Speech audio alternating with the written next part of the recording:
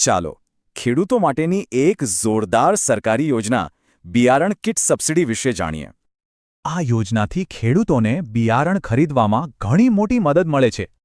પણ એક વાત ખાસ યાદ રાખજો, આ યોજના થોડા સમય માટે જ છે, મોડું ના કરતા. તો સવાલ એ છે કે આખરે આ યોજના છે શું? ચાલો સમજીએ. આનો મુખ્ય હેતુ છે ખેડૂતોને સારું બિયારણ આપવું, જેથી ઓછા ખર્ચે વધુ પાક લઈ શકાય. તો હવે સવાલ એ થાય કે આમાં કયા કયા પાકના બિયારણ મળશે? આમાં ઘઉં, ડાંગર, મકાઈ, મગફળી અને તુવેર ચણા જેવા કઠોળનો પણ સમાવેશ થાય છે. હા, એક વાતનું ધ્યાન રાખજો, દરેક જિલ્લામાં ઉપલબ્ધ પાક અલગ અલગ હોઈ શકે છે. તો આ લાભ કોને મળી શકે? ચાલો એની પાત્રતા વિશે જાણી લઈએ. તમે નોંધાયેલા ખેડૂત હોવા જોઈએ, આઈ ખેડૂત પોર્ટલ પર રજિસ્ટર્ડ હોવા જોઈએ અને જમીનના દસ્તાવેજ પણ. અને હા, સરકાર આ યોજનામાં નાના અને સીમાંત ખેડૂતોને પહેલી પ્રાથમિકતા આપે છે.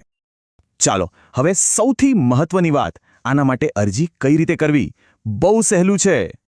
બસ આઈ ખેડૂત પોર્ટલ પર જઈને યોજના પસંદ કરો, વિગતો ભરો, ડોક્યુમેન્ટ્સ અપલોડ કરો અને સબમિટ. અરજી કરતા પહેલાં કયા ડોક્યુમેન્ટ જોઈશે એ પણ જોઈ લઈએ, એટલે કામ ફટાફટ થાય. તમારે જરૂર પડશે આધાર કાર્ડની, જમીનનો 7/12નો ઉતારો, બેંક પાસબુક અને મોબાઈલ નંબરની. અને હવે સૌથી મહત્વની વાત જે ખાસ ધ્યાનમાં રાખવાની છે. જેમ મેં કહ્યું, યોજના મર્યાદિત સમય માટે છે, એટલે જેટલી જલ્દી અરજી કરશો, લાભ મળવાના ચાન્સ એટલા વધુ. જો આ માહિતી તમને કામની લાગી હોય તો બસ એક નાનું કામ કરજો.